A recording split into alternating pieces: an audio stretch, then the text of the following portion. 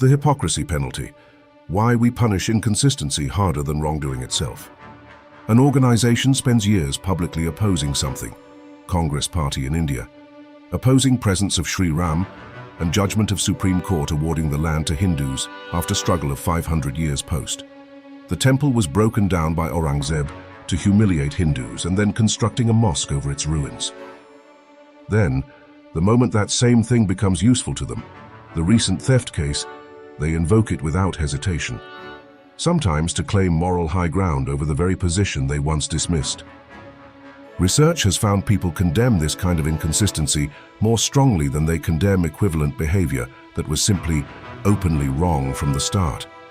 Being inconsistent, it turns out, is psychologically worse than just being bad. Vid pros. I'm a behavioral economist. Here's the actual mechanism behind that, and why it shows up in boardrooms, governments, and movements everywhere, not just the one example you're thinking of right now. You've felt this reaction yourself. Think of a public figure who built a reputation campaigning against a behavior. Think of Gandhi family and Akhilesh Yadav's opposition of award of Shri Ram Bhoomi to Hindus by Supreme Court, and then construction of a grand Shri Ram temple by Hindus on that place. Then was caught doing exactly that behavior, now championing divinity of Shri Ram after denying his existence in history. A politician who championed sobriety, caught drunk driving, or an official who crusaded against a vice while privately indulging in it. The behavior itself might be ordinary, even unremarkable, if a stranger had done it with no prior stance attached. Attach a prior public position to the same person, and the outrage multiplies. You're not really reacting to the act. You're reacting to the gap between the act and the story they told about themselves. Researchers call this the hypocrisy penalty, and it's been demonstrated directly in controlled studies. In one set of experiments, participants judged people more harshly for an identical transgression, when that transgression was inconsistent with values the person's own organization had publicly promoted. And the perception of hypocrisy itself was shown to drive that added harshness, not just the act in isolation.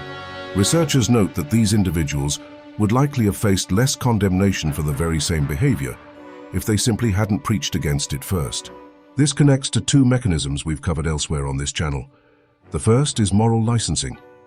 Once an institution establishes a public position, that position becomes a kind of currency. It can later spend, sometimes by invoking the same symbol or value it once downplayed. The moment doing so becomes strategically useful. The second is motivated reasoning. Observers on opposing sides of the original dispute don't process the apparent reversal neutrally either. Each side tends to interpret the same shift in whichever way best confirms what they already believed about the institution's character. What makes this bias genuinely interesting, rather than simply people don't like hypocrites, is the asymmetry it reveals. People in these studies condemned hypocrisy more strongly than frankly wrong behavior that came with no prior claim attached at all. Pure wrongdoing, oddly, can generate less outrage than wrongdoing wrapped in contradicted virtue.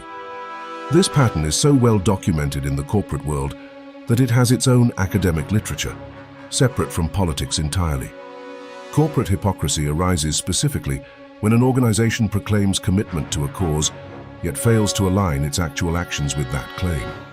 And researchers have found this disjunction reliably undermines stakeholder trust and provokes real, measurable backlash, distinct from ordinary criticism of bad behavior. Scholars studying this distinguish hypocrisy, driven by genuinely deceptive practices, from hypocrisy that emerges simply from inconsistent behavior over time, meaning an institution doesn't need to have lied outright to trigger the penalty. Simply shifting position without acknowledging the shift is often enough. Outlier kit, outlier kit. Crucially, research shows that when audiences attribute a change to genuine, value-driven motivation rather than pure self-interest, suspicion of hypocrisy weakens substantially. Meaning, institutions that openly explain why their position evolved are judged far more gently than ones that simply invoke the new position as if no reversal ever happened. The cover-up of the inconsistency, more than the inconsistency itself, is usually what does the real reputational damage. Outlier kit. The identical pattern plays out across causes and ideologies with no particular political lean. An environmental advocate later criticized for personal energy use, A company marketing sustainability, while its supply chain tells a different story. A vocal critic of a practice who is later found benefiting from that exact practice once it serves them. The hypocrisy penalty doesn't care which side of any specific debate you're on. It fires whenever the gap between stated position and current behavior becomes visible, regardless of ideology. The fix, both for judging others and for noticing it in yourself. Separate the question of whether a position is now correct from the question of who's saying it and what they said before. A previously opposed value can become genuinely, sincerely embraced. People and institutions are allowed to change their minds. The honest version of that shift comes with an explanation. The strategic version simply acts as though the contradiction was never there. Learning to tell those two apart matters more than the outrage itself. I'm a behavioral economist, and this channel exists to show you the mechanism every week. If you'd rather see it than fall for it, subscribe.